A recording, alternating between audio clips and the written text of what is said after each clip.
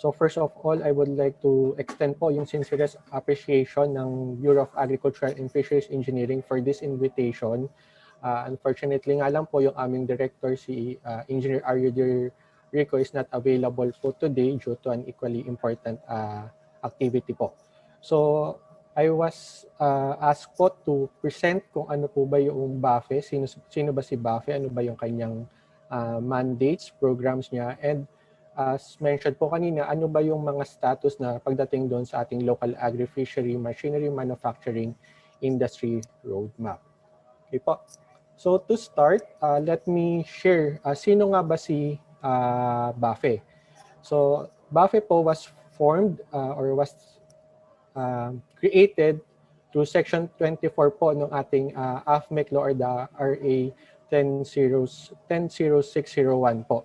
So under po dun sa Section 24, yung strengthening of the DA Agriculture and Fisheries Engineering Group. So dun po na-create yung BAFE. And this AFMEC law nga po was published on June 14, 2013. And subsequently, nag-took effect po siya noong June 28, 2013. So kaya po if you're familiar po, last June po, nag-celebrate po si BAFE nung kanya pong 8th anniversary.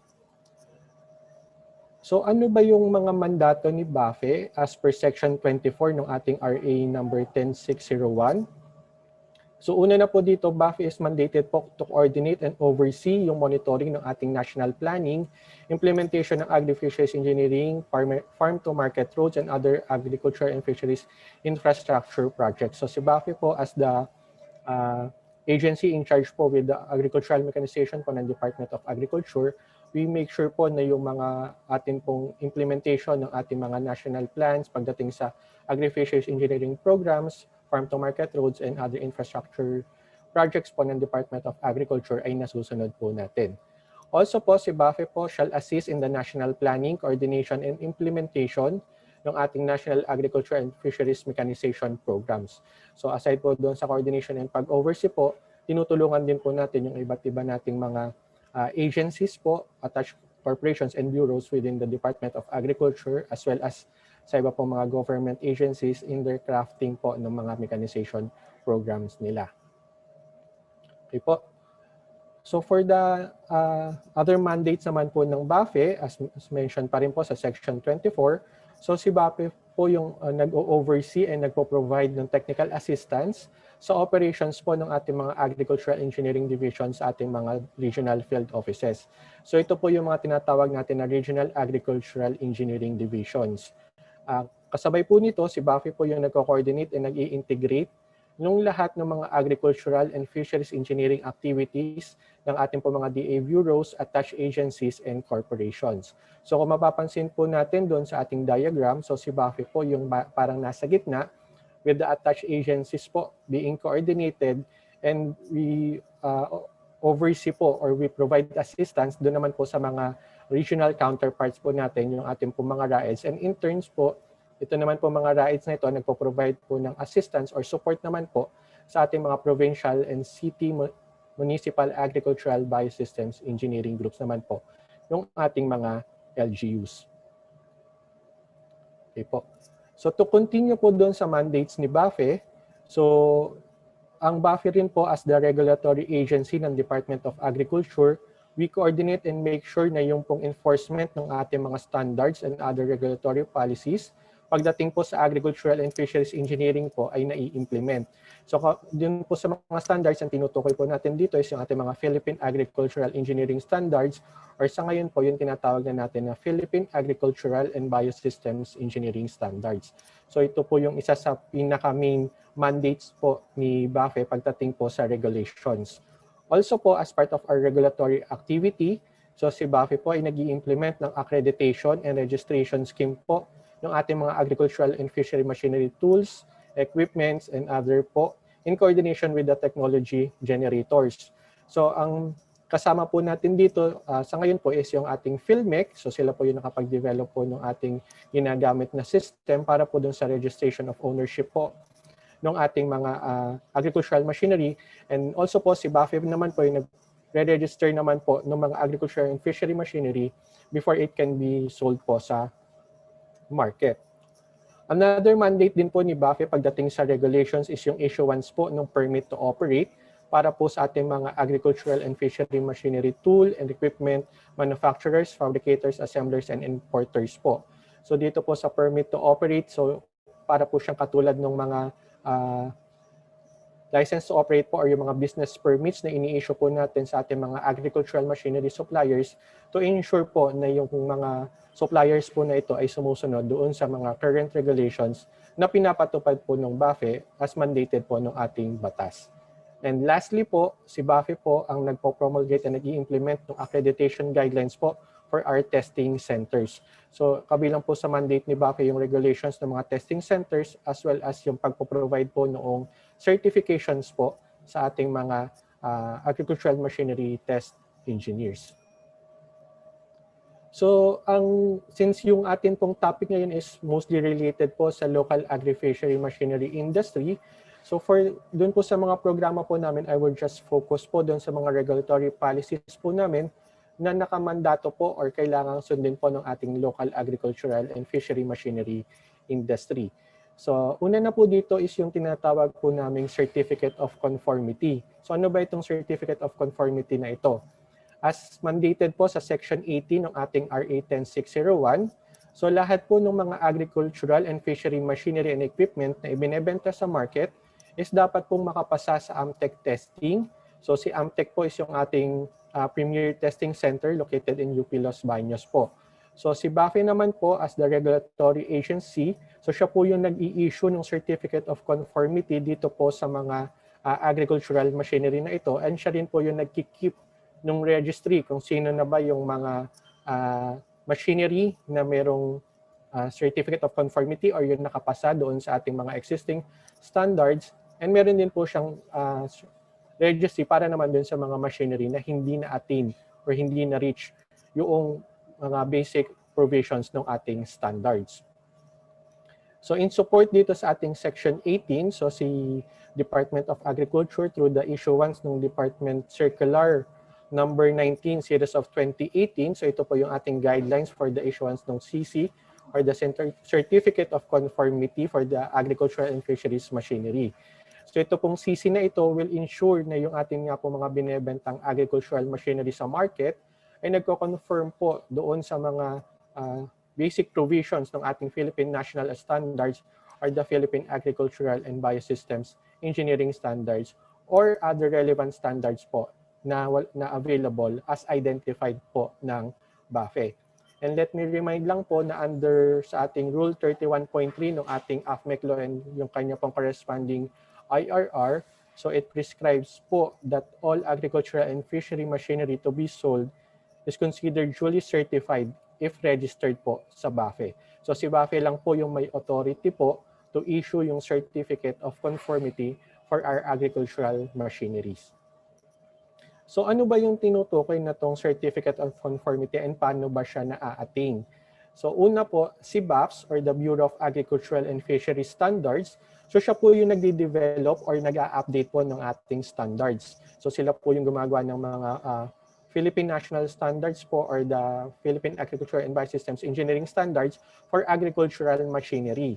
So once po na may na-develop na si BAFS po na standards, so doon naman po pumapasok si AMTEC. So si AMTEC po or the Agricultural Machinery Testing and Evaluation Center, siya naman po yung mandated po ng ating batas po to conduct po yung performance testing sa ating mga agricultural machinery. So pagka po dumaan na siya kay AMTEC po, and once na nakapag-conduct na po ng performance testing si AMTEC, ito pong ating mga machinery na ito ay magkakaroon po ng kanyang corresponding na AMTEC test report. So ito pong AMTEC test report na ito naman po yung magiging basis po ni BAFE doon po sa enforcement ng standards through the issuance nga po ng ating Certificate of Conformity.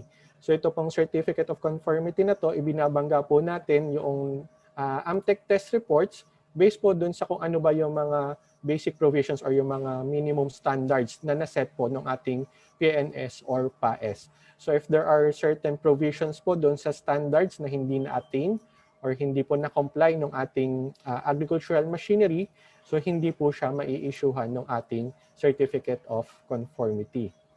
So reminder po, yung ating pong Certificate of Conformity is issued only po doon sa mga machinery na existing na PNS PAES.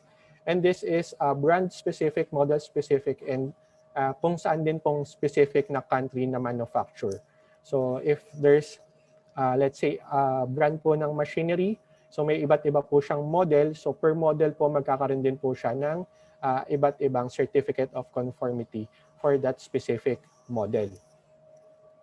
So this is just an example po ng ating Certificate of Conformity. So yung Certificate of Conformity po is ini-issue for a specific machinery po. So for example, ito po ay isang corn sheller. So makikita po natin doon sa may lower right corner po, meron po dong issued on and valid date. So yung validity po ng ating pong Certificate of Conformity po is 5 years in conformance po doon sa kanya pong AMTEC test report. So if by the time po na nag-apply yung ating agricultural machinery supplier ng Certificate of Conformity and yung kanyang test report po ay may validity na lang na 2 years, yung kanya rin pong corresponding Certificate of Conformity shall be valid na lang po for the next 2 years. So yung validity po kasi na 5 years is nakabangga po yan doon po sa maximum validity din ng ating AMTEC test report, which is 5 years. Okay? So sa ngayon po, we've started receiving na po yung mga applications natin for the Certificate of Conformity. So we are now on the first year po of our implementation. It started po last October 2020 and it will end po yung ating phase 1 po by the October po of this year. So for the phase 1 po, ang coverage lang po nito is yung mga engines po natin na 7 horsepower and below and tractors po na nagre-range ng 90 horsepower and above, kasama po yung kanyang mga attachments or implements. So for the second year naman po, covered po nito lahat ng mga machineries na under pa rin po ng phase 1 na hindi pa nakapag-apply during the first year of implementation. And lahat na po ng mga engines above 7 horsepower, so yung mga single-cylinder engines po natin na ginagamit for agricultural applications, as well as yung mga machinery po natin that will fall po doon sa range na 25 to 89 horsepower, including po yung kanyang mga attachments. So on the third year po or in the third phase po ng ating implementation ng Certificate of Conformity, which will fall po doon sa fourth year ng ating implementation, so it will cover na po lahat na ng machinery. So any machinery po na ginagamit po natin sa agricultural or sa fisheries po will be required po to get Certificate of Conformity as long as meron po siyang corresponding na standards po, yung PNS PAES natin or any existing standards as identified by the BAFE. Okay po. So another regulatory policies naman po na ini-implement po ni BAFE is yung permit to operate. So ito po is naka-align sa ating Section 20, which is yung registration of manufacturers, fabricators, assemblers, and importers. So dito po sinasabi na lahat po ng ating mga manufacturers, fabricators, assemblers, and importers are required po to be registered with the Bureau of Agriculture and Fisheries Engineering or yung ating BAFE. So in corresponding po dito sa Section 20, so naglabas din po yung ating DA po ng Department Circular number 4, Series of 2019. So ito po yung guidelines on the registration and issuance ng ating permit to operate for all agricultural and fisheries machinery manufacturers, fabricators, assemblers, distributors, dealers, importers, and exporters. So halos lahat na po ng agricultural machinery suppliers ay kailangan po mag-apply dito sa ating permit to operate. So ano ba yung ini-aim ng ating permit to operate and bakit ba siya ganun kahalaga para sa regulations ng ating agricultural machinery industry? So ito po kasi ang mga reasons po or yung objective po ng ating permit to operate is una, to prevent yung proliferation ng misconduct sa ating agricultural fisheries machinery industry. So before po kasi may mga instances, yung mga tinatawag natin ng mga fly-by-night companies na after na mga pagbenta, kinabukasan nagsara na or lumipat or nagbago na agad ng business and hindi na halos nakahabol ng ating mga farmers or end users. So yun po yung iniiwasan nating mangyari. Also, as the agency in charge with the agricultural mechanization and sa local assembling and manufacturing. So we want to establish din yung national registry ng ating agricultural and fishery machinery suppliers. So we want to have this database para makita natin kung sino-sino ba or kanasaan na itong ating mga agricultural and fishery machinery suppliers, ano ba yung mga possible support or interventions din na kailangan nitong ating mga sektor na ito. Also, this will ensure yung fair trade practices. So may mga instances before, may mga reports daw na nagkakaroon ng dayaan in terms of the yung mga binebenta nila, parang pinapalitan nila yung mga markings, pinapalabas nila na kumbaga mas matataas na horsepower kahit na mas mababa siya. So ito yung mga gusto rin nating maiwasan. Also, this will provide opportunities for business growth. So once ma-establish natin ito and malimit natin yung ating industry doon lang sa mga talagang legitimate na nagpo-provide noong agricultural machinery suppliers, so this will ensure yung success or yung continuous growth ng ating industry. And also, yung pinaka-importante dito is to safeguard yung interest ng ating mga customers or ng ating mga end users. So alam naman natin na ang pinaka-main stakeholder natin pagdating dito is yung ating mga farmers and fisher folks. And alam din natin kung gaano kahirap para sa kanila ang mag-invest or maglabas ng pera para sa mga gantong makinarya. Kaya kailangan nating ma-ensure na kung ano man yung kanilang pag-i-investan or kung ano man yung kanilang pagkakagastusan ng mga machinery, ay kailangan masigurado natin na hindi sila malulugi or hindi sila manghihinayang dun sa kanilang perang pinag-invest. So ito po yung sample ng ating permit to operate. So if makikita po natin dito, so kinaklasify po namin yung industry in terms of their classification, kung siya ba ay manufacturer, fabricator, assembler, distributor, dealer, importer, or exporter, and kung saang region po siya naka-base. So if siya po ay nasa region 1, region 2, and onwards po, then we have this sequence number lang to determine kung pang ilan na siya doon sa mga registered businesses doon sa specific regions na yon. So kung mapapansin po natin dito, lahat po nung ating initial na permit to operate po is classification specific. So if yung isa pong dealer or yung isa pong supplier ay magpo-fall po siya as manufacturer, and as dealer po, so meron po siyang dalawang corresponding na permit to operate. And also po, since regional po ito, so if there are branches po sa other regions, kailangan din po magkaroon ng specific permit to operate po ng mga branches po ng ating mga suppliers na yon dun po sa mga iba't ibang regions. So yung validity po ng ating permit to operate po is 5 years, and I would like to na lang din po inform po if there are mga agricultural machinery suppliers present po ngayon sa ating webinar na ito that yung BAFE po is currently implementing yung free registration po for our permit to operate until October 15 po of this year. So we would like to encourage po yung lahat po ng mga agricultural machinery suppliers na nandito po ngayon sa webinar po na ito, and if you are not yet registered po or wala pa po kayong permit to operate, we highly encourage you po to proceed po doon sa kanilang nearest regional field unit po ng DA and hanapin na lang po yung kanilang mga regional agricultural engineering divisions for them to apply yung permit to operate. Also po, so isa rin po sa mga mandato po or nakalagay sa batas natin under Section 17, yung pag-provide po ng after-sales services. So dito po sinasabi na lahat po ng agricultural machinery suppliers shall provide po yung corresponding after-sales services po and warranty to our respective clients. So ito pong clients natin na ito po yung mga end users natin, which nga po is yung ating mga farmers and fisher folks.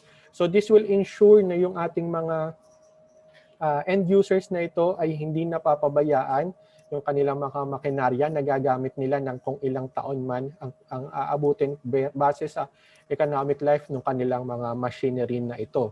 So dapat during that warranty period, nakakapag-provide ng corresponding after-sales services yung mga suppliers ng kanilang respective agricultural machinery. So sa part po namin ni BAFE, we do after-sales service compliance monitoring.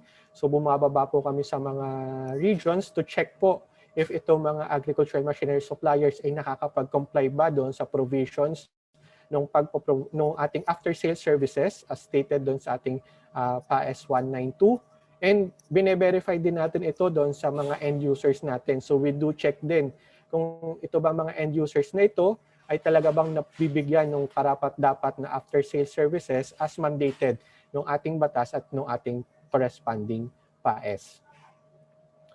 Also, another regulatory policies na chine-check or minomonitor ni BAFE is yung manpower complement. So ano bang binabanggit sa manpower complement?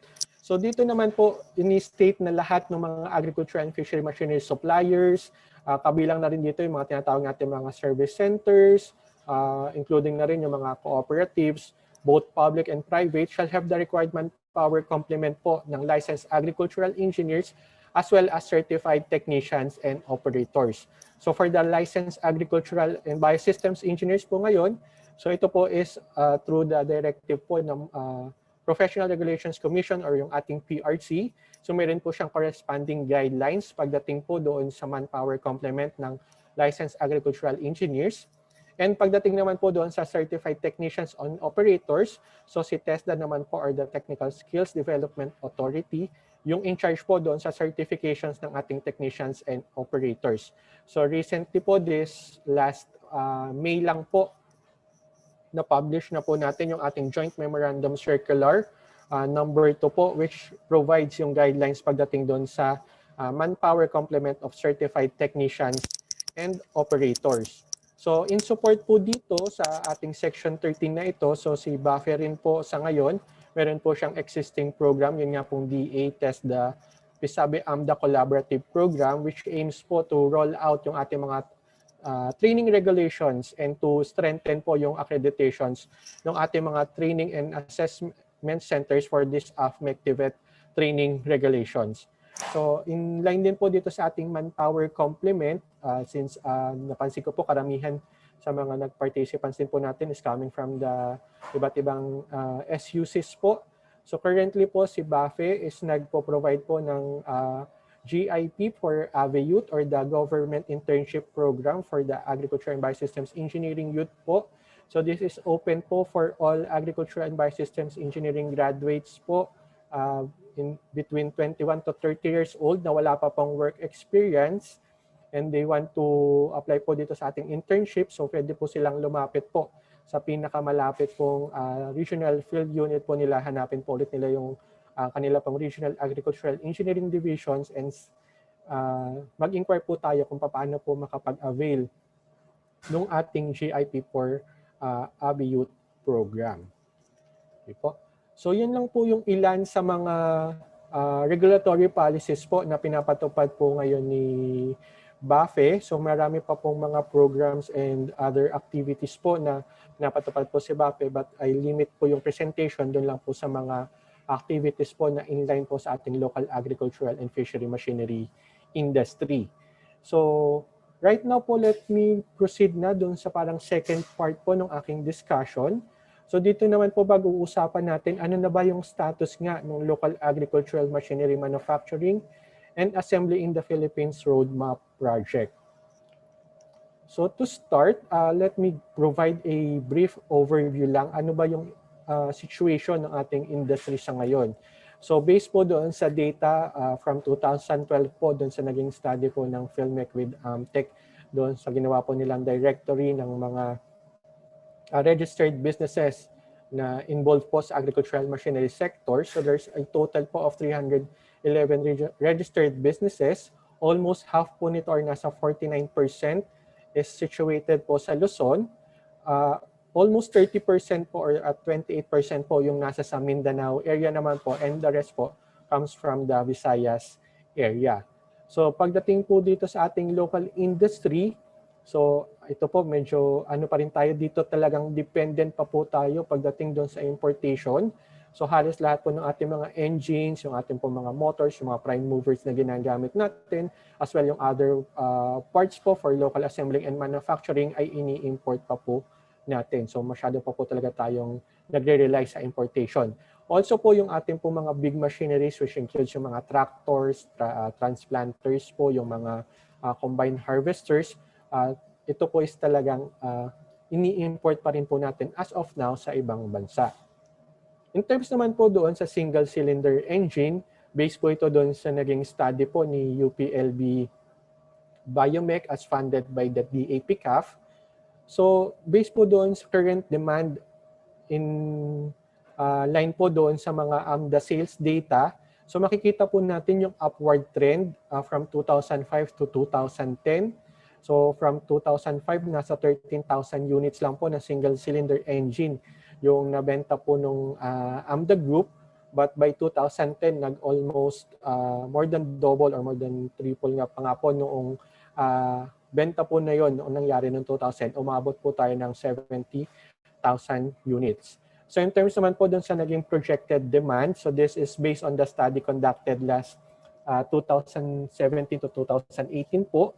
So by 2020 po, in-expect po nila is nasa around 96,000 po yung demand po for single cylinder engine, and by 2025 po is pwede na po itong umakyat sa 104,000 units. So ganun po kadami yung pangangailangan natin in terms of this single cylinder engine. And usual application po nitong ating single cylinder engines, so ginagamit po siya for water pumps, mga power sprayers, hand tractors po natin, dryers, generators, and the likes po.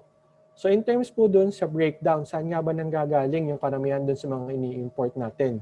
So based po doon sa nakuha pong data doon sa study, most of this brand po ng single cylinder engine nanggagaling po sa China. So China po yung biggest supplier natin ng single cylinder engine. 60% po, more than 60% po of the diesel engine ay galing po sa kanila, and at 60% din po yung gasoline engine. So this is followed po by Thailand. Meron pong 10 brands coming from Thailand, comprising 14% po for diesel engine and 3% po for the gasoline engine. So dito po nakikita natin na as of now po talaga halos dependent po tayo pagdating sa agricultural machinery needs po natin, particularly for prime movers po sa importation. So sa ngayon naman po, ano ba yung parang enabling environment para pagdating dito sa pag-improve ng ating local agricultural machinery sector? So una na po, under doon sa ating AFMEC lang nga po, or yung ating RA 10601, so nandito po yung ating tinatawag na National Agri-fisheries Mechanization Program. So ito pong program na to ang naglalatag po ng iba't ibang mga strategies po on how we can improve the agricultural mechanization po ng ating bansa. And also po doon sa section 15 po ng ating AFMEC law, nandun naman po yung sa support po sa local assembling and manufacturing. Also, we have po yung sa section 16, so ito naman po yung nagpo-provide ng incentives pagdating po doon sa local agricultural machinery assembling and manufacturing.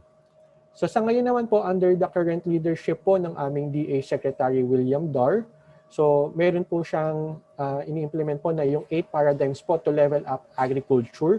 And meron po dito mga programa po or mga paradigms po na naka-align para mas mapaganda pa yung sector natin sa agricultural machinery industry. So una na nga po dito, yung modernization must continue. So this will entail po yung paggamit ng ating mga agricultural machinery. Also po at number 4, yung consolidation ng small and medium-sized farms. So once po kasi na ma-consolidate natin or ma-reach po natin yung tinatawag na contiguous farming, so this will entail po the use of machineries, particularly yung mga big machineries natin, to provide yung mga services para doon sa agricultural production nila. Also po in support ng infrastructure development, so ito po kabilang dito yung mga irrigation canals po natin or yung mga irrigation facilities.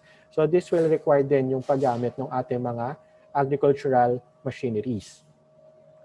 So si BAFE naman po, as mentioned po kanina, as the lead agency po for the National Agri-fisheries Mechanization Program, si BAFE rin po yung na-assign as the lead implementing agency of the local assembling and manufacturing component po ng ating NAFMP.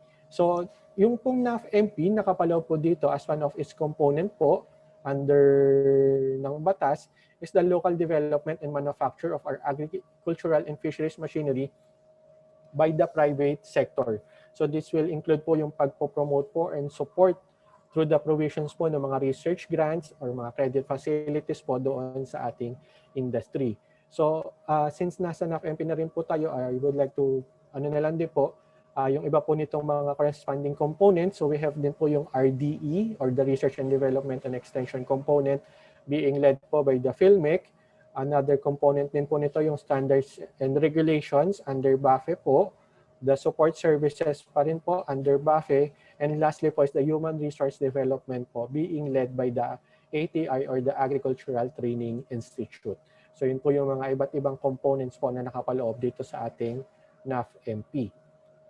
So pagdating naman po dun sa ating section 15, so dito po nakalagay or nakastate po talaga na yung pag-produce ng locally made engines shall be promoted and encouraged by the DA po in partnership with the private sectors and through joint venture agreements po doon sa ating mga foreign partners. So sa ngayon po, ito po yung main reason din po natin kung bakit po natin nagkaroon ng ganitong local agricultural and fishery machinery industry roadmap is kung paano ba natin ma-attain itong pag-produce nga ng mga locally made engines.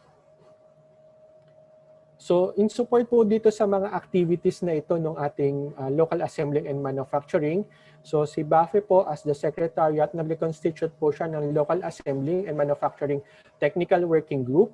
So ito po ay kinabibilangan ng iba't ibang mga government agencies as well as mga private stakeholders. This is being led po by the Center for Agri-fisheries and Biosystems Mechanization ng UPLB or the UPLB Biomech. And kasama po natin dito is yung PCAF po or the Philippine Council for Agriculture and Fisheries, yung PhilMec po or the Philippine Center for Post-Harvest Development po, Research and Development, PhilRice po or the Philippine Rice Research Institute, MIRDC or the Metal Industry Research and Development Center, AMTEC or the Agricultural Machinery Testing and Evaluation Center, and the BOI po or the Philippine Board of Investment. So ito po yung mga government agencies na kasama natin doon sa technical working group. In terms naman po doon sa mga private stakeholders, so kasama po natin dito yung AMDA or the Agricultural Machinery Manufacturers and Distributors Association po. So ito yung isa sa pinakamalaking association din ng mga agricultural machinery suppliers po natin. We also have the MIAP or the Metalworking Industry Association of the Philippines and yung MAMIA po or the Mindanao Agricultural Machinery Industry Association. So ito pong MAMIA is siya po yung grupo ng mga agricultural machinery suppliers situated po sa Mindanao. Also po sa ngayon, since yung ating pong NAFMP is hanggang 2022 na lang po, ongoing din po yung ating revisions and updating po ng NAFMP to align and support po yung food security framework po ng ating Department of Agriculture and as well as doon sa pag-craft po natin ng panibagong NAFMP po for the upcoming 2023 to 2028. Also po in support to the local assembling and manufacturing, there's an ongoing collaboration din po between BAFE and the Cavite State University for the conduct po ng feasibility study para doon sa pagpapatayo ng Philippine Agri-fishery Machinery Assembly and Exhibition Center as part of the New Clark City Agro-Industrial Business Corridor po. So yung study po na to is nasimulan lang this year and hopefully we can have po yung data po nito or yung complete study by third quarter po of this year. And lastly po, ito po yung isa sa topic po ngayon is yung development ng ating local assembly and manufacturing competitiveness roadmap. So ano ba yung importansya nitong roadmap? So as of now, based doon sa data from BOI, so there's already 40 roadmaps po na nasubmit. 32 na yung completed and 8 po yung for drafting. And kung mapapansin po natin dito, wala pong mga roadmap na nakatutok talaga sa agricultural machinery industry. So ito po yung ilan sa example. We have na po para sa automotive, sa electric vehicle, construction industry roadmap, and sa sustainable and inclusive growth po ng manufacturing industry. Pero wala pa po as of now na talaga pong roadmap for the agricultural and machinery industry. Sa Department of Agriculture naman po, so kasama rin po ito doon sa 8 paradigms po ni Secretary Dar, yung ating pong roadmap development. So binabanggit nga po dito that the DA po should take the lead in the developing or generating ng ating mga roadmap for the specific industry po. As of now, ito po yung ilan sa mga commodity roadmaps na meron na po si DA. So we have na po for mango, for cacao, for rubber, and for coffee. So there are other still roadmaps po na na-develop na po si DA po sa ngayon.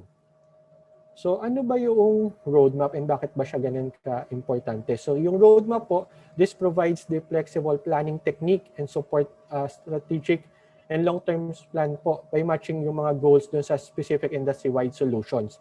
So kaya po kailangan talaga ng active involvement ng ating private sector dun sa development ng roadmap since yung mga issues and concerns po na na-experience po ng ating mga private counterparts, yun po yung kailangan natin mabigyan ng solusyon and suporta kung paano ba yun masusolusyonan or mabibigyan na ang tulong. So sa pagdating po sa roadmap, we should know where are we now. Ano ba yung status ngayon? Nasaan na ba tayo pagdating doon sa industry? And where do we want to go? Ano ba yung gusto nating tahakin in the next 5 years, 10 years, or kung ano man yung ating nakaset na timelines dito sa ating roadmap. And also, how do we get there? Ano ba yung mga mechanisms or ano yung mga support na kailangan natin para ma-attain natin yung goal natin doon sa roadmap natin. So sa ngayon, where are we now? Nasaan na nga ba sa ngayon yung ating local agricultural machinery industry? So based po doon sa ating NAFMP, so sa ngayon po, pagdating doon sa low competitiveness of locally manufactured machinery, as well as yung low manufacturing capability. So sa ngayon po, talagang nahihirapan pa rin tayo makipag-compete pagdating po doon sa mga international machinery po.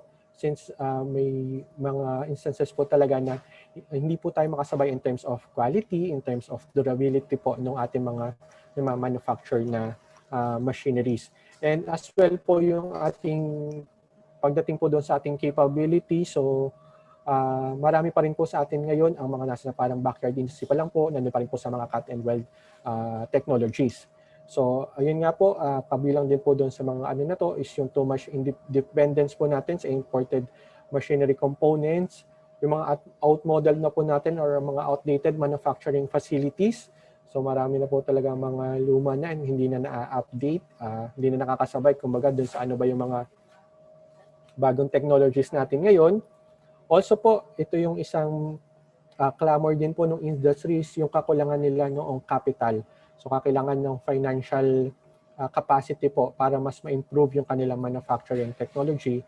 And also po is yung lack of awareness or limited knowledge ng ating mga manufacturers pagdating doon sa mga makabagong machineries and technologies. So saan ba natin gusto makapunta or ano ba yung gusto nating patunguhan nitong ating local agricultural machinery industry? So with the implementation po ng ating NAFMP, so we want to achieve or we want to increase po yung competitiveness ng ating mga locally assembled and manufactured machinery. So we want to compete na po talaga doon sa mga imported machineries po natin. And in support po that, kailangan din po ma-improve yung manufacturing capability nitong ating mga local assemblers and manufacturers. So dapat na pong mabigyan or magkaroon na ng mga makabagong technology in terms of manufacturing yung ating mga local industries. Also, we want po na magkaroon ng mas matibay or mas strengthen or ma-harmonize po yung collaborations ng ating mga local assemblers and manufacturers.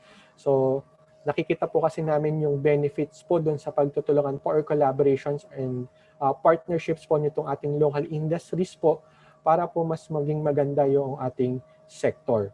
Also, we want po to widen the reach ng ating mga locally manufactured machinery through the support po ng mga trade fairs, mga promotions activities po, both locally and internationally. Also, we want to encourage po yung joint venture agreements with our foreign counterparts. So sa ngayon po, masyado tayong dependent po sa importation. Maybe we can encourage them po itong mga foreign suppliers po na ito for them to put up din po yung kanilang mga factories po or facilities po dito sa ating bansa through joint venture agreements.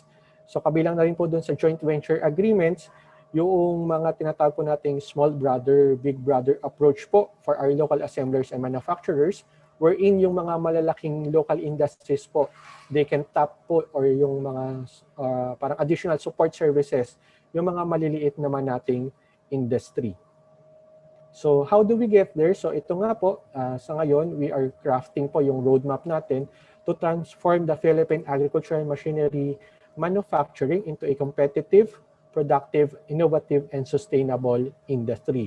So for this project po, we tap po yung expertise po ng UPLB Biomech. So since sila na rin po yung nag-lead po ng study before, yung priming of the Philippine Agri-fishery sector with the local production po ng single cylinder engines.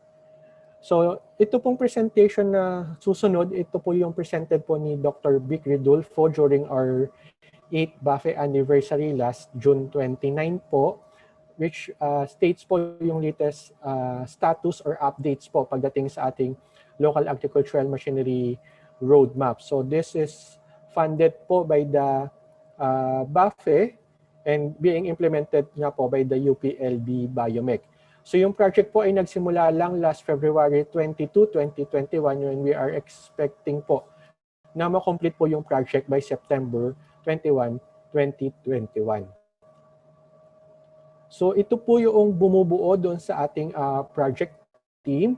So we have po si Dr. Maria Larona po ng Biomech as the project leader and kasama po niya sina Dr. Rodolfo, Engineer Del Rosario, Professor Quirejero po, and si Engineer Xavier po. Sila po yung nagbubuo po ng buong project team po. And also as their project consultant po, kasama po nila si Dr. Rhea Gomasing. And for their research associates naman po, kasama po nila si si Miss Grace po, Engineer Al Salandanan, and si Engineer Nina Talaro naman po. Pagdating naman po sa BAFE po, continuous din po yung ating support dito po sa ating programa po pagdating sa roadmap. So, kabilang po doon sa mga focal persons po natin doon sa roadmap development, ang amin pong Assistant Director, si Engineer Juana Tapel po. Also po yung aming Division Chief po sa Standards, Regulations, and Enforcement Division, si Engineer Janice Vargas. Yours truly po, and together with me is Engineer Jessica May Abina po and si Engineer Ace Philip Dupla. So yung as mentioned po kanina doon sa start po na ang atin pong crafting ng ating industry roadmap po should be collaborative po dapat yung approach.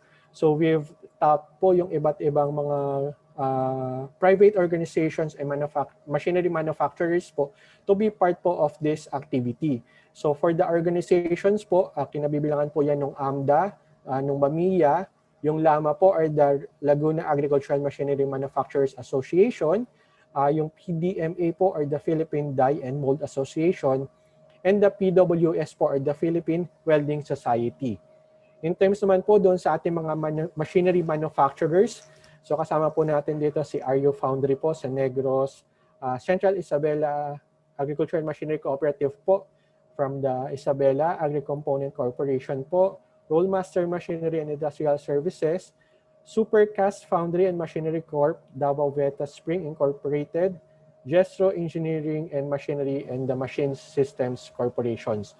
So ito po mga private stakeholders na to po yung nag-provide noong mga karamihan po doon sa mga data po natin, particularly doon sa mga ano ba yung current situation na or status ng ating local industry.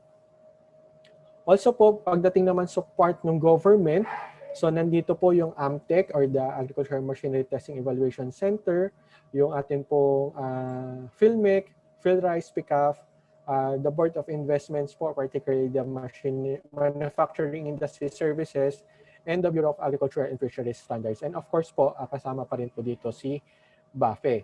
So also po, as we want this to be mas comprehensive po or mas, kumbaga, mas malawak yung maging scope, we also tap din po yung ilan sa ating mga farmer groups to provide po inputs doon sa development ng ating roadmap. So we have the Centro Saka Incorporated, Systems of Rice Intensifications Filipinas, RS Vasquez Enterprises po, and the Mina Municipal Federation of Farmers Association. So ano ba yung mga key elements na kailangan nating ma-accomplish pagdating dito sa roadmap na ito? So for the first phase po or yung study 1 ng ating roadmap development, So ito po yung mga key elements na kailangan ma-comply. So una is the analysis of the state of the industry. So ano na ba yung sitwasyon ng industry? Ano ba yung mga current na technologies na ginagamit nila? Ano ba yung supply and demand doon sa side ng ating mga local industry? Also, we need to review ano ba yung mga existing government policies and programs that will support or will entail yung development ng ating industry. Also, we need to check nasaan ba yung lump industry pagdating sa globalization, sa Asian integration, and other trade agreements na kinabibilangan ng Pilipinas. So we need to ensure kung paano tayo makaka-penetrate or makakapasok dito sa mga globalization agreements na ito. Also, we need to analyze yung tinatawag natin na value chain analysis to determine ano pa ba yung mga potential growth areas, ano ba yung mga projections natin pagdating doon sa supplies, sa demands, and other factors. Also, in part of the analysis ng ating state of the industry, we will determine ano ba yung mga current problems and issues and constraints na kinakaharap ng ating mga local agricultural industry sector para mabigyan natin ng corresponding solutions or ano ba yung mga dapat na interventions na kailangang ma-provide. With this, makakapag-come up tayo ng tinatawag natin na SWOT analysis or the strengths, weaknesses, opportunities, and threats. So we need to determine saan ba tayo malakas, ano ba yung pagkukulang pa, ano yung mga nakikita nating opportunities, and ano yung mga pwedeng hindrances pagdating doon sa ating local agricultural machinery industry sector. Then we need to identify ano ba yung vision natin, ano ba yung gusto nating ma-reach, ano ba yung goals natin in the next 10 years, in the next 5 years, ano ba yung gusto nating mga targets, ano ba yung, paano ba natin masasabi na talagang naging accomplished yung ating industry. And also, we need to specify yung ating timeline. So para at least guided tayo kung saan ba tayo, kung nasa saan na tayo at kung ano pa yung mga kailangan nating maabot based doon sa ating na-set na timeline. So lastly, we will provide ano ba yung mga strategic action plans and policy recommendations to attain yung mga set natin na projections and industry growths. So as objective ng ating industry roadmap, so this aims to craft yung ating roadmap that will transform yung ating industry into a competitive, productive, innovative, and sustainable industry. So una, it will define ano ba yung mga visions, missions, and goals natin.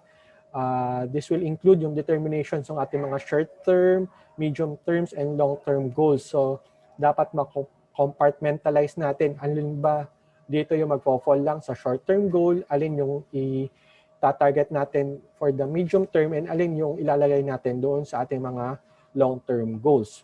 So also we need to have that specific strategies and action plans. So paano ba natin talaga ma-reach itong mga goals na to? Ano yung mga dapat na interventions, policies, or support na kailangang i-provide ng government, ng public sectors, as well as ng ating private sectors. We also need to define yung ating relevant timelines and milestones as indicators. So paano ba natin masasabi na na-reach na natin yung goals natin? So dapat maging yung tinatawag natin na SMART. So kailangan specific, measurable, attainable, realistic, and time-bound yung ating mga set na objectives. So dapat pag sinabi natin na within these 3 years, kailangan may ganito na. So alam natin ano ba yung ini-aim natin for that next 3 years. Also, we need to include or we need to identify yung industry-wide stakeholders.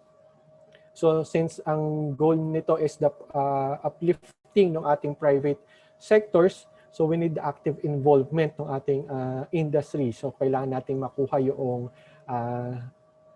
side nila para mas maging maayos and maganda yung magiging targets natin for this roadmap. And in support to that, we want to have din yung commitment ng ating mga major stakeholders. So hindi to maa-attain ng isang entity lang.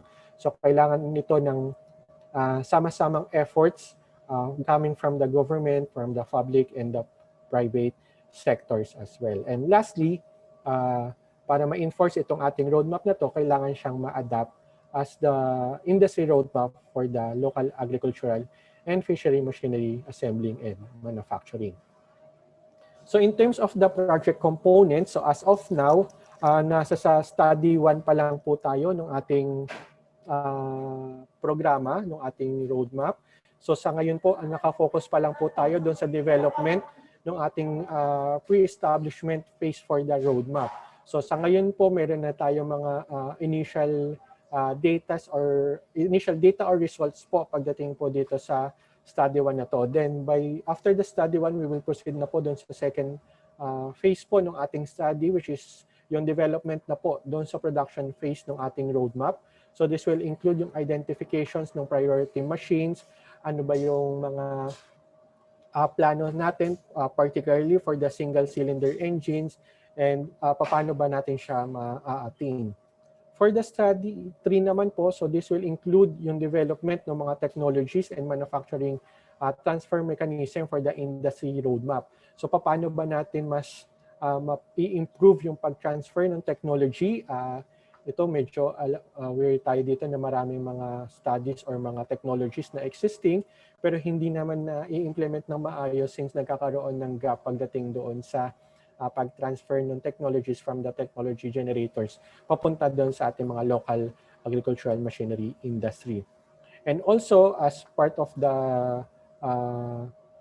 development din ng ating roadmap, tinatarget din natin yung advancement ng technology and expansion ng ating roadmap, which includes yung pag-adapt na natin or pag-involve ng ating mga greener technologies, hybrid technologies, and other technologies doon sa ating industry.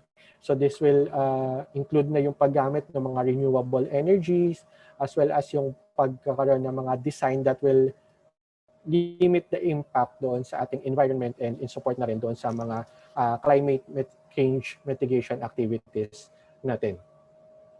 So as of now, ito yung mga latest accomplishments pagdating dito sa ating roadmap. So the BioMech nakapag-conduct na po ng 5 stakeholders online forum and nagkaroon na rin po ng collaboration meeting with the PhilMech po and the Cavite State University. Ito po is in relation doon sa mga related studies na kinoconduct po ng PhilMech and ng Cavite State University. So from this online forum po, nakapag-gather na po ng mga primary data or mga initial data po pagdating doon sa ating local industry. So also po yung ating mga project consultants or mga stakeholders natin coming from the private and the government side po is nakapag-present po ng kanya-kanilang mga specific topics pagdating po doon sa current status ng ating lamb industry.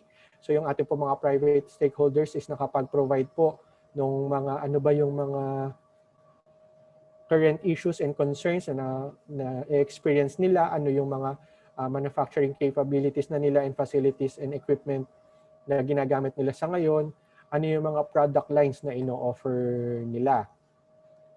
So pagdating po doon sa mga nag-gather ng data, so we have po una is yung status and updates doon sa implementation ng ating NAFMP or the National Agri-fisheries Mechanization Programs.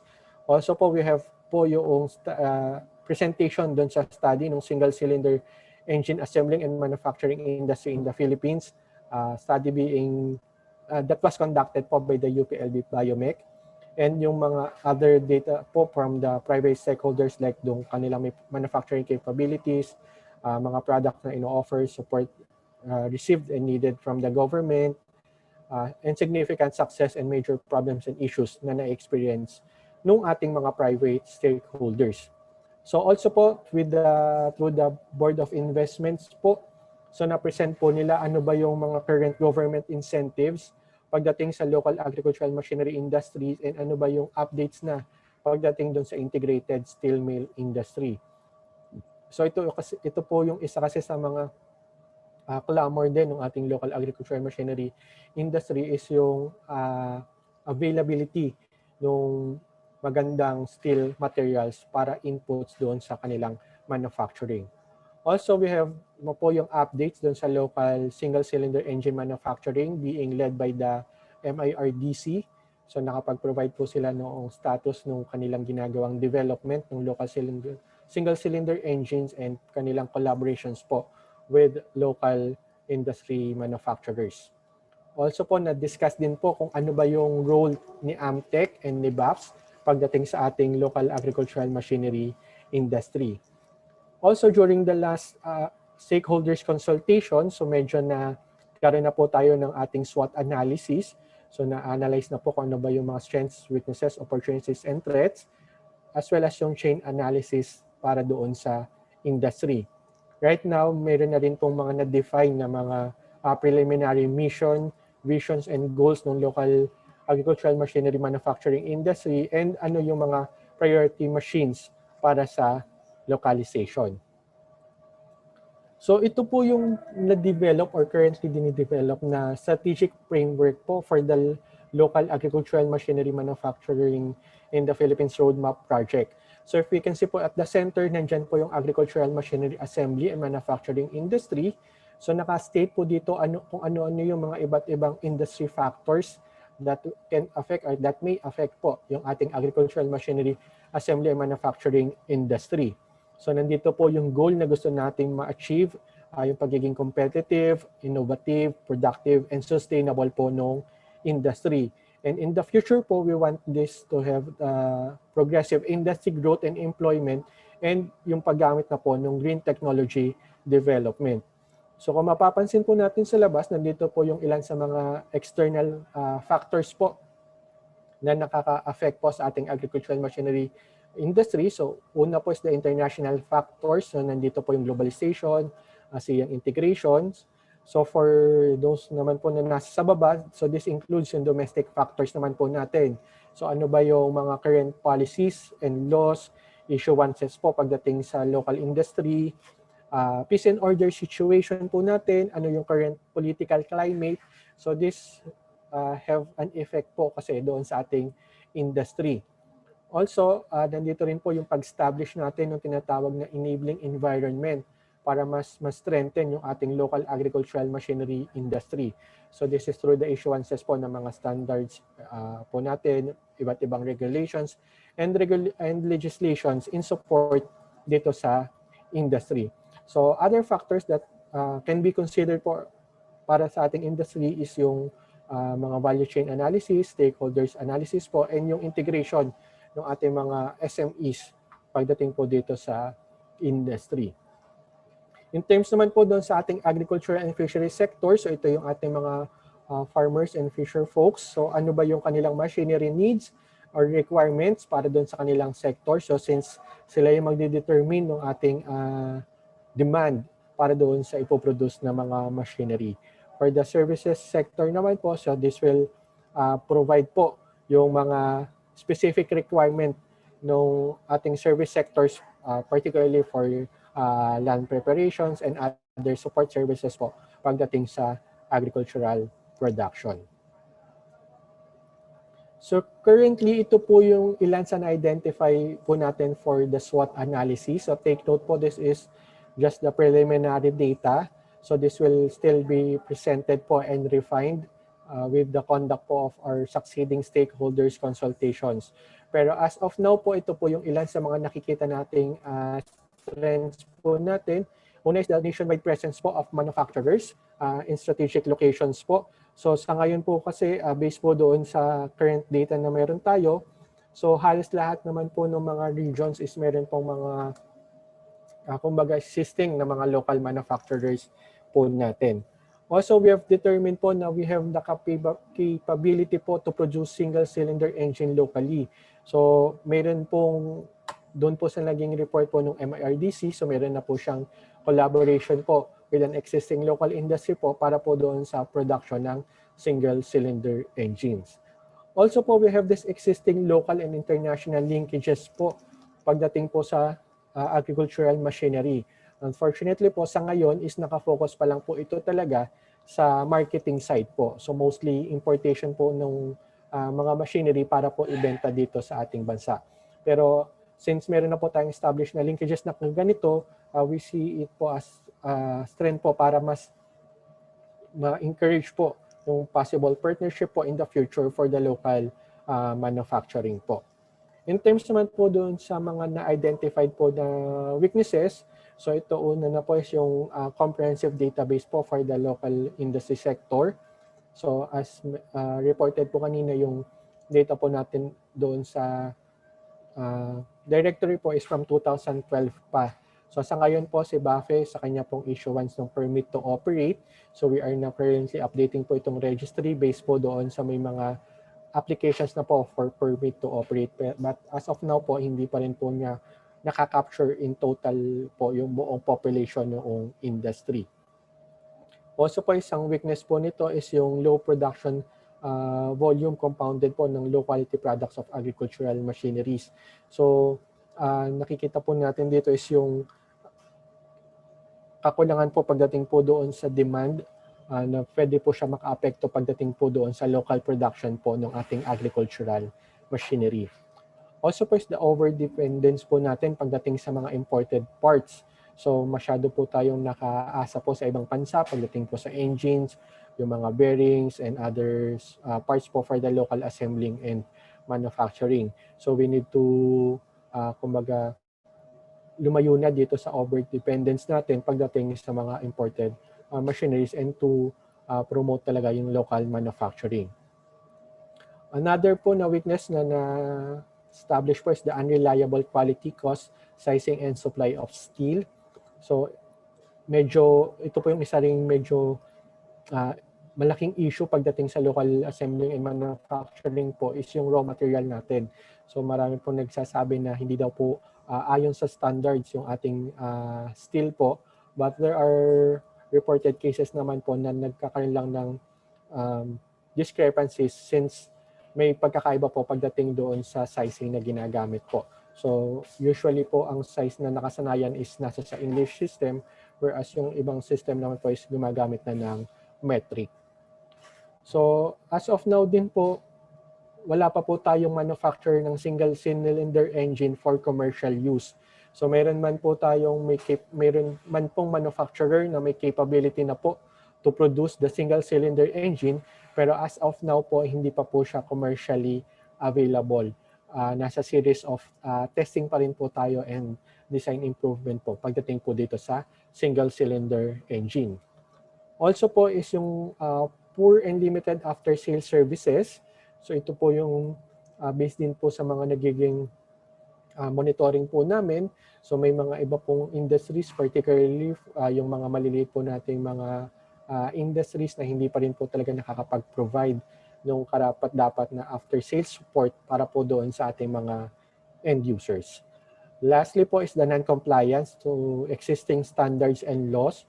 So yung mga marami pong mga napoproduce po ng mga machinery na hindi pa rin po, kumbaga hindi compliance or hindi nagko-confirm doon sa mga minimum standards as set by our PAES po. And there are still some industry players po na hindi pa rin nakakapag-comply po doon sa mga regulations po natin, particularly for the issuance po ng CC and PTO. So in terms naman po doon sa mga opportunities, so saan ba natin nakikita na pwedeng magkaroon ng parang opening ang ating local assembly. So una na po dito is yung potential po ng ating rural industrialization in the Philippines. So as of now po, alam natin na marami pang mga rural areas tayo na hindi pa ganun ka-industrialized. So there's a big opportunity po para ma-improve yung rural industrialization dito po sa Pilipinas. Also, there's this potential po to localize yung mga machinery and equipment natin. So nakita naman po doon sa mga naging data gathering po na meron po tayong capability to locally manufacture po yung iba't ibang mga ini-import din nating machinery. Also po yung pagkakaroon po natin ng mga existing government policies and programs towards agri-modernization, mechanization po, and other related activities. So isa na nga po dito nakikita is yung pagpo-promote po noong land consolidation through the farm and fisheries clustering and consolidation po, which will require po yung paggamit ng mga makinarya po. Also, we have the capacity po, the human resource po para po support dito sa ating local industry. So meron po tayong existing ng mga manpower resources. We have existing training regulations din po from TESDA para mas makapacitate po yung ating mga local industry po.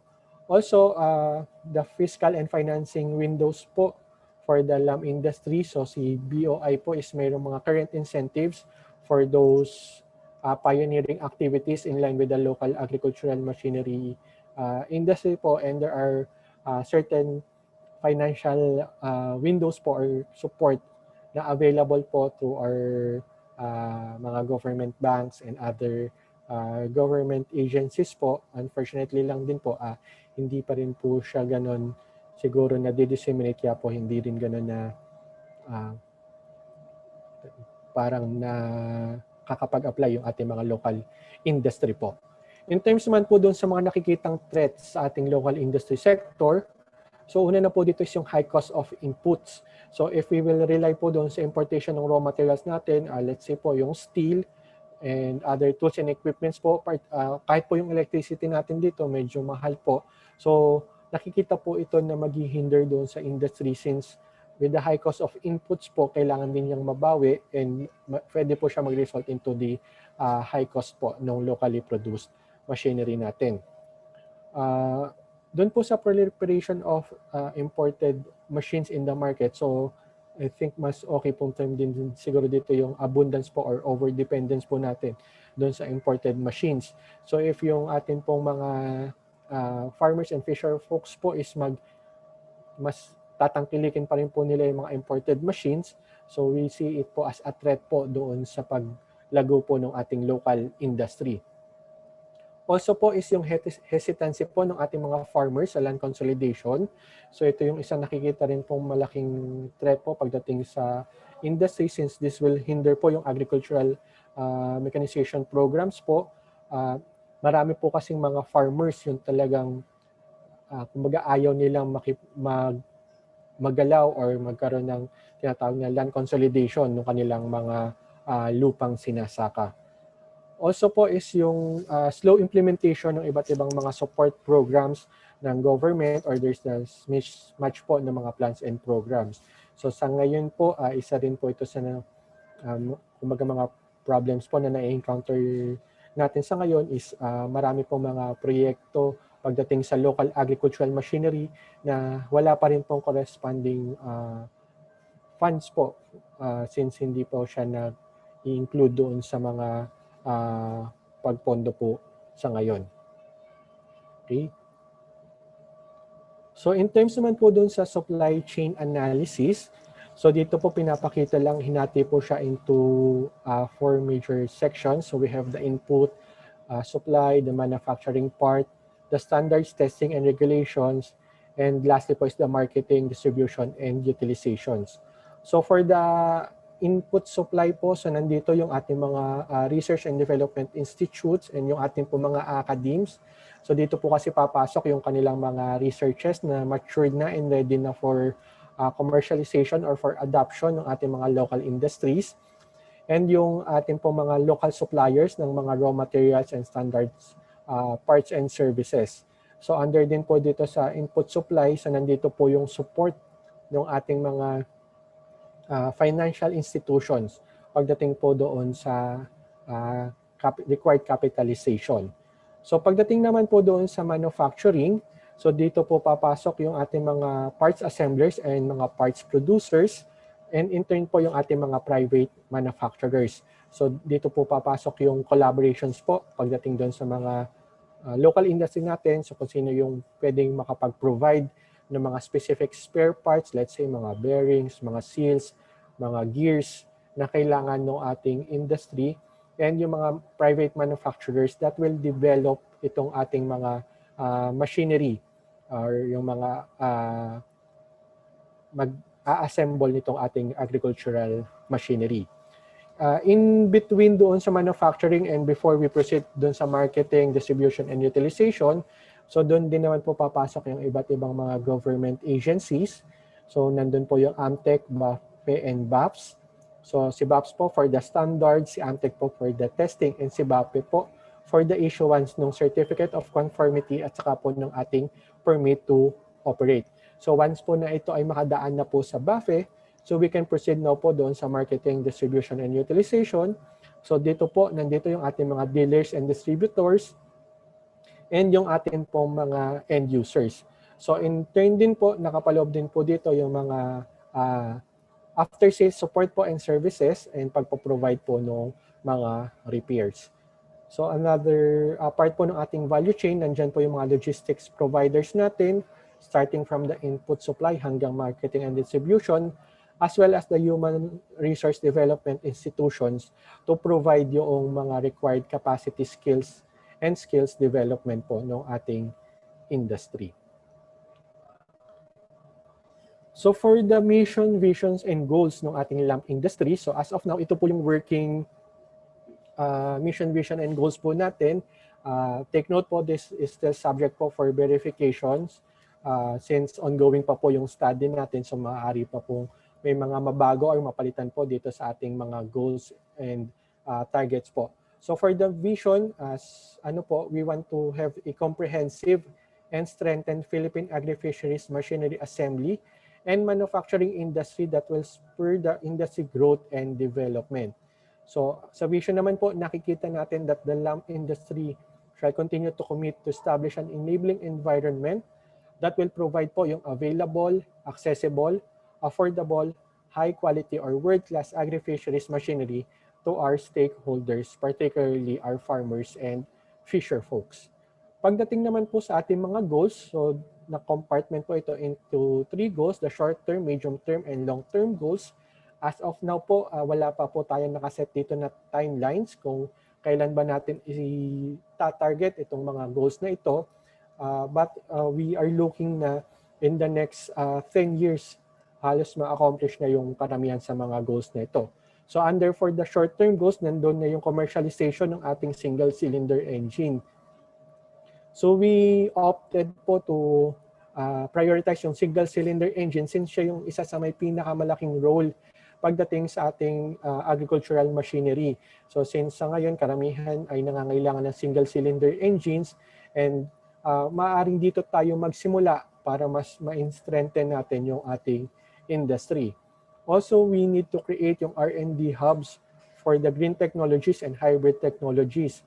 So as of now, may mga, nung nasa sa UPLB pa po ako, may mga studies doon pagdating doon sa tinatawag na e-tractor. So gumagamit na sila doon ng renewable energy to power yung mga hand tractor. Also, we are looking forward po to develop a more friendly regulatory and fiscal financing mechanisms. So yung mga tax incentives po, how can this be applied or enjoyed by the local industry? Sa ngayon po sa amin sa BAFE in response na rin po sa current pandemic, we are currently developing yung mga online platform po natin para mas mapabilis or mas mapadali po yung applications for permits and other certificates. And another goal po na tinitingnan natin is yung program development po sa ating higher education institutions, state universities, and colleges. So we are envisioning po na magkaroon ng siguro course or part ng curriculum ng ating mga HEIs, particularly sa agricultural engineering, yung local industry manufacturing. So sana mas ma-include or mas mapagtibay pa yung pag-aaral pagdating dito sa manufacturing industry ng ating mga college students. So for the medium-term goals naman po, sa dito nakapaloob yung pag-increase ng mga locally produced machineries and unti-unti pagbabawas natin ng dependence sa importations ng ating mga farm equipments and farm sources, particularly yung ating mga single-cylinder engines. So sa ngayon, ito yung parang this current pandemic, nakikita natin kung gaano kahirap yung pagdating sa logistics. So if we will heavily rely pa rin doon sa ating mga importation, so maaaring in the future, baka mas mahirapan tayo pagdating doon sa requirements natin ng agricultural machinery. Also for the long-term goals, so we envision na since hindi na tayo nag-i-import and nakakapag-produce na tayo locally, we want our locally made engines to be exported sa other countries. So with the partnership doon sa mga iba't ibang foreign counterparts, maybe we can export yung mga locally made engines natin or other machineries sa iba't ibang bansa naman. Also, yung localization ng mga green and hybrid technologies natin. So, we want to adapt and in support na rin doon sa ating mga paglesen ng impact no, sa environment at saka yung in support sa climate change mitigation, kailangan natin ma-localize na yung paggamit ng green and hybrid technologies. And lastly, we want to envision po yung ating bansa na mag-increase na yung kanyang agricultural mechanization level. So as of now po, medyo nahuhuli pa tayo in terms of agricultural mechanization in comparison with our ASEAN neighbors. So ito po yung ilan naman sa mga ina-identify na priority machines for localizations. So again, this is subject pa po for verifications sa gaganaping stakeholders consultations this coming Thursday, bukas po. So nandito po yung iba't ibang mga na-identify po na mga machinery based po doon sa mga na-conduct na po na industry consultations. So nakategorize po siya into land preparations, crop care, crop establishments, harvesting, and post-harvest processing. So ito po yung ilan doon sa mga machineries na nabanggit po na kailangan mabigyan ng focus or ng support pagdating sa localization. Okay po, for the future activities naman po ng ating industry roadmap, so we will have po yung presentation ng vision, mission, and goals as well as yung mga priority machinery for localization doon po sa gaganaping 6 Industry Forum. Bukas na nga po ito. And as well as yung presentation ng outputs ng Study 1. So we will also be harmonizing po yung ating LAMP roadmap with other ongoing LAMP-related efforts. So ito, na-come up na po natin ito, nagawa na po natin ito last Tuesday po, kahapon. Nagkaroon na po tayo ng meeting with the Cavite State University and the PhilMec po para po ma-harmonize yung complementations ng mga relevant studies pagdating sa local agricultural machinery industry. Also po, we will review yung mga previous private or government initiatives pagdating po doon sa mga foreign partnerships and agreements. So this includes po yung sa Camico, Russia, and Belgium para po doon sa development ng manufacturing and transfer mechanisms po for this industry. Also po, in support doon sa data gathering, so magkakonduct po ng mga physical tour and field visit sa iba't ibang mga manufacturing facilities. So yung sa Lama, sa MIA po, Supercast, MRDC, and iba't iba pa pong mga manufacturing facilities na involved po sa agricultural machinery. Ongoing pa rin po yung mga consultative meetings po with different government agencies po to identify yung mga major mechanization programs. So nandiyan na po yung para po sa F2C2 or yung Farms and Fisheries Clustering and Consolidation Program po at saka po yung sa DAR po na block farming projects.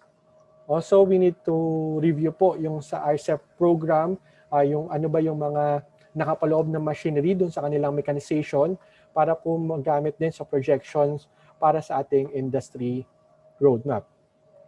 Also, in support doon sa pag-craft ng ating mga greener technologies and hybrid technologies, so ongoing pa rin po yung data gathering natin and key informant interviews, mga focus group discussions doon po sa mga concerned individuals. So lastly po is drafting ng ating roadmap for verifications, and we will also have po national consultation so to present kung ano ba yung naging output ng ating na-develop na LAMP roadmap. So yun lamang po and thank you very much po.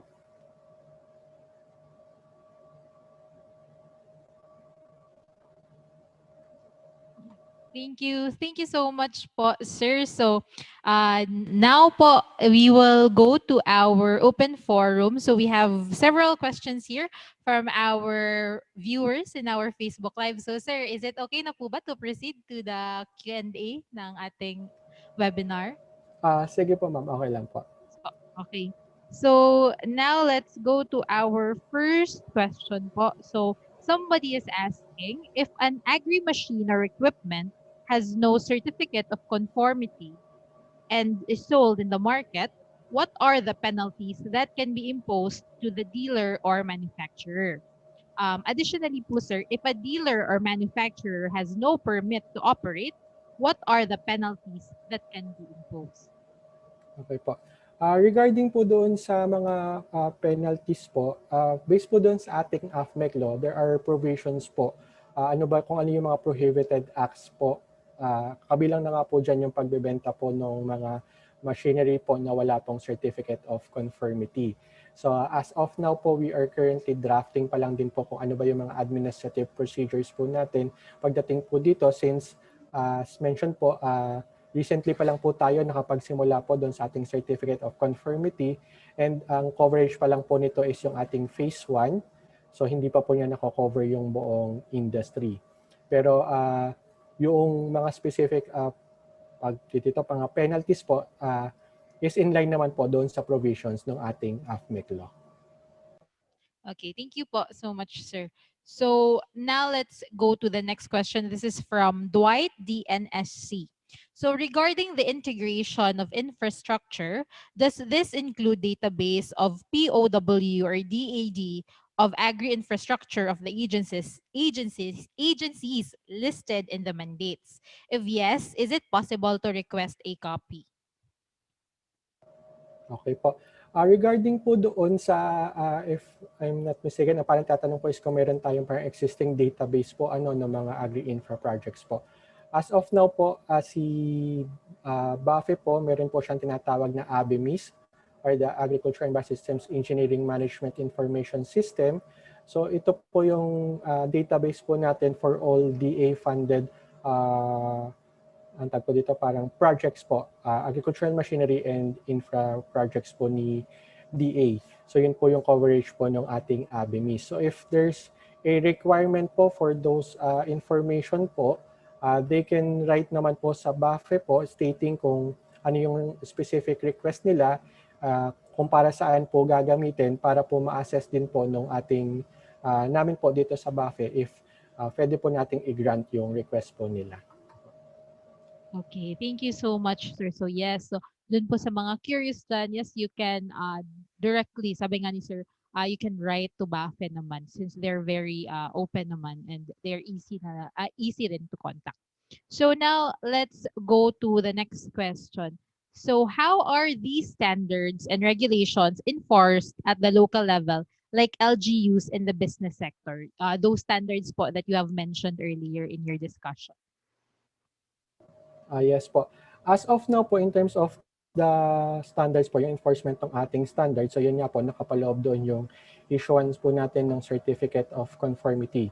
So we issue po yung Certificate of Conformity to ensure na yung mga machinery na ito is nagko-comply po doon sa basic or minimum provisions ng ating mga standards. So pagdating naman po doon sa LGU level, so as of now po, may ongoing po na strengthening ng ating mga or development po ng ABE sector po, ng ABE groups doon po sa ating mga LGU. So this will assist po yung implementations ng standards po doon sa local government units po natin.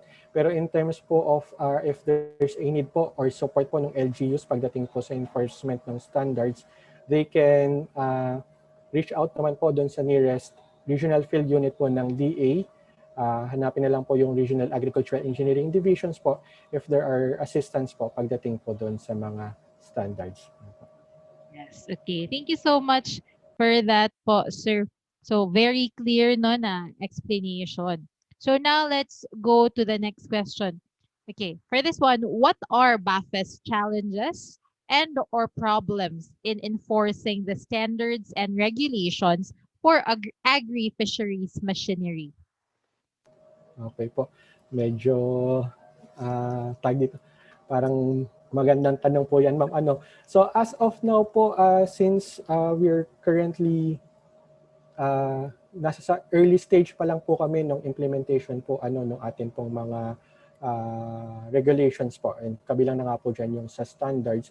So isa po sa mga nakikita po talaga naming challenges sa ngayon is yung lack po of awareness or yung limited knowledge po ng ating mga agricultural machinery suppliers pagdating po dito sa mga standards na ito. So, for example na lang po doon po sa after-sales services, doon po sa ginagawa namin mga compliance monitoring activities, nakikita po namin doon na yung iba po is hindi sila aware na may mga existing standards pala pagdating sa after sales and pati na rin doon sa mga iba't ibang machinery. And sa ngayon nga rin po, given this pandemic, so medyo nahihirapan din po talaga tayo pagdating po doon sa mobility po natin. So ayun po yung ilan po sa mga challenges po na nakikita namin as of now. Pero with the assistance naman po ng aming mga kasamaan po, particularly from the RAEDs and to the conduct naman po ng mga gantong online forums po. So, nade-disseminate din naman po natin yung ating pong mga existing policies and regulations po. Thank you so much, sir. And additional ano lang sir, question lang since you've mentioned nga the pandemic. So are there any changes po ba in the process of about all those standards and also the yung mga certificates of conformity, yung mga pagkuha nun, wala po bang changes due na rin to the pandemic? Same lang po ba yung process? Yes po. As of now naman po, same pa rin po yung nagiging process natin. Since yung application naman po ng CC po natin and PTO po, if they are not located po in the NCR po, ay to the regions naman po. And sa ngayon din nga po, ongoing din po yung development natin ng online system po para po doon sa applications po para mas mapabilis rin po yung kanilang pag-apply po ng CC and PTO. And we've also conducted po, since medyo limited nga po yung mobility, nag-conduct na rin po tayo ng mga online monitoring activities. So we make use po of current existing technologies po para doon sa ating mga activities. Okay, thank you so much, sir. This one I think is related din sa question ko. Can you describe daw po ba the process on how to apply for certificate of conformity, especially for those coming from the Visayas and Mindanao?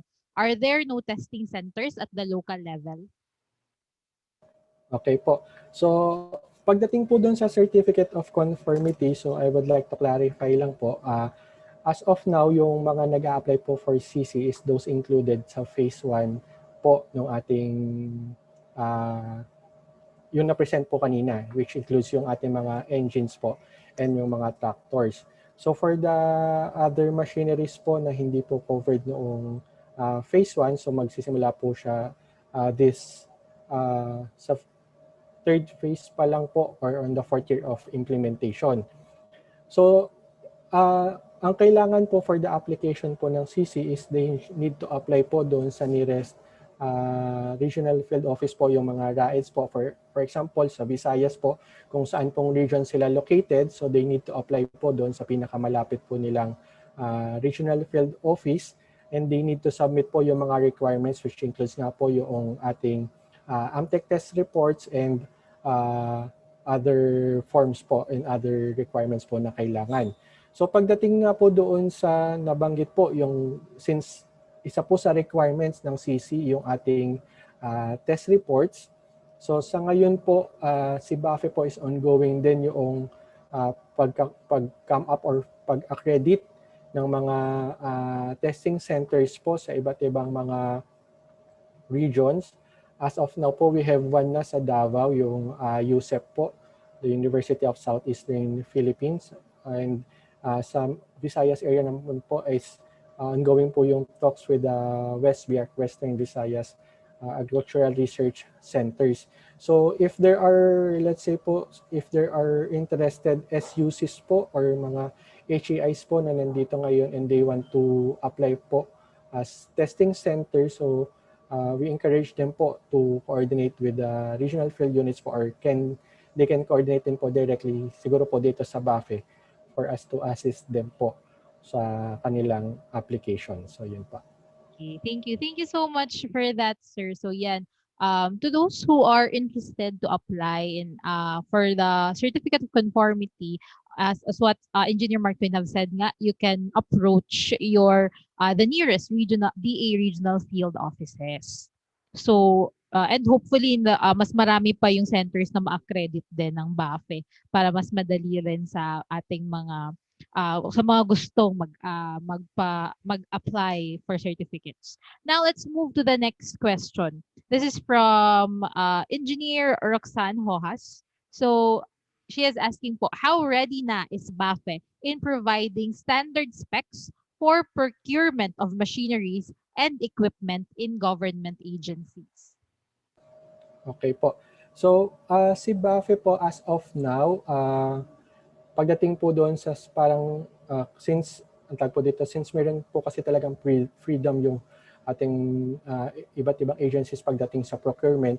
So naglalabas lang po kami ng tinatawag po naming compendium of or yung parang reference manual po ng agricultural and for agricultural machinery and equipment po. So meron na po tayong existing compendium po. So nandun po yung mga basic specifications po na pwede pong gamiting reference material po ng ating mga government agencies po pagdating sa procurement ng agricultural machinery. So ayun po. Okay, thank you so much for that, sir. Now let's go to the next question. Okay, ito po. When agri-machinery equipment from government are turned over to farmer organizations, low-income municipalities, this will no longer be useful after few years due to lack of capacity and technical capability to do repair and maintenance. What are the programs of BAFE to address these problems? Okay po. So as mentioned po kanina, so we are constantly monitoring po yung pagpo-provide po ng karapat-dapat na after-sales support ng ating mga machinery suppliers. So dapat po kahit outside the warranty period, makapag-provide pa rin sila ng after-sales services at an affordable and reasonable price po. So yun po yung kabilang sa mga mino-monitor din po natin. And currently din po meron pong ongoing program din po si BAFE. We're planning po yung establishment ng tinatawag natin na AFMESI or the Agriculture and Fisheries Machinery Equipment Service Centers. And I think this can, in the future, help po yung ating mga farmers and the low-income farmers po pagdating doon sa mga requirements po siguro nila doon sa machinery po nila. So, ayun po. Okay, thank you, sir. And hopefully, no, those programs you mentioned nga will continue and also ma-implement na talaga in the future because that will be a very good, great help to all our farmers and the whole agri-fishery sector. Now for the next question. Are there training programs of BAFE for agri-engineers on agri-machinery manufacturing? If yes, how can we avail on this? If none, are there plans in the future to offer these training programs? Okay po. So regarding po doon sa mga training programs po for the local industry po sa agricultural machinery, so si BAFE po sa ngayon, ang currently we have, previously po nagkaroon kami ng para po doon sa development ng operator's manual which is a vital document po sa ating agricultural machinery. And also po, in compliance dun sa ating NAF-MP under the Human Resource Development component po. So meron po doong support po pagdating po doon sa mga TESDA activities po. So ang TESDA po kasi is mayroong mga existing programs po and projects na inline po sa industry. So yung mga welding po, yung mga die-cast molding, and other related training regulations. So we are currently parang looking on how we can tap this programs po ni TESDA to support po yung ating local industry sector. Ayun po. Okay, thank you. Thank you so much for that, sir. So, now for I think this is the last question natin.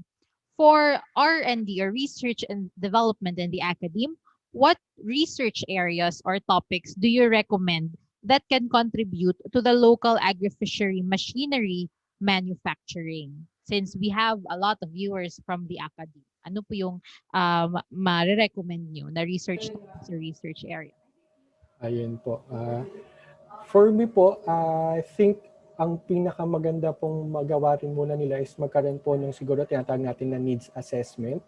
Maybe they can conduct this needs assessment doon sa specific, let's say, regions or areas kung nasa saan po yung ating mga SUCs na to for them to determine ano ba yung specific requirements nung sector na, let's say, yung mga agricultural uh, cooperatives natin doon, yung mga farmers and fisher folks, for them to come up po kung ano ba yung mga required machineries nila. And also po, as mentioned doon sa ating goal po doon sa ating roadmap, I think they can also po parang look into how they can come up po yung mga green technologies natin in line with the agricultural machinery. So, for example nga po si UPLB po before is nagkaroon na siya ng study pagdating dun sa tinatawag niya mga e-tractor. So, this use solar energy po para ma-power po yung traktora. So, yun po siguro yung mga possible areas po na pwede rin pong tingnan ng ating pong mga RDIs po. Thank you. Okay, thank you. Thank you so much for that, sir. And for those who are watching from the academy, especially to the students and even to the faculty, no, faculties, no, yes, sabi nga ni sir, yes, there is a need for a needs assessment then so that kung ano man yung kailangan ng region kung nasaan kayo, ma-answer ng inyong research yung mga pangangailangan doon. So thank you so much for that, sir. Before I ask for a closing message from you, I'll just read a comment. This is not a question. Comment lang siya from one of our viewers. This is from Sherlyn Saavedra. Sabi niya, maybe seminar and inspection on the BAFE standards and regulations should be a requirement prior to issuance of permit of the suppliers of agricultural machineries. We can also include annual audit and inspections to check compliance if not yet implemented. So, kanya lang po itong parang suggestion. So baka po may comment kayo about dito. Yan po. Part po talaga noong activity po ni BAFE yung parang compliance monitoring din po doon sa mga nabibigyan po ng ating mga permits po. And maganda nga rin po yung suggestion pagdating doon sa seminars po, bago po mabigyan ng permit to operate. So we will look into possibility po kung paano pwedeng mai-adapt po yung programa po na yan. Okay. Thank you so much po. Sir, now before we um, conclude this Q&A and this webinar, of course, sir, we'd like to ask for an inspiring message or a message lang from you to all of our viewers, since we have a lot of viewers from the academe, we have students, faculty members, and also we have viewers from the LGU, and both the public and private sectors are also watching. So, sir, any message for them po from you and of course from BAFE? Okay po, sige po. Thank you very much po ulit sa lahat po ng mga nag-participate po for this webinar series from the academy, mga students po, and from other government agencies and stakeholders po. So, again po, I would like to encourage lang po yung suporta po coming from these sectors po. We cannot, BAFE alone po cannot do po yung lahat ng mga mandates niya without the support po of this sectors. So, we want to encourage din po yung ating pong mga students po na nandito to really imbibe po yung agricultural engineering profession and to uplift po yung agricultural mechanization to improve po or to better the lives of our farmers and fisher folks po. So, yun lamang po. Thank you very much.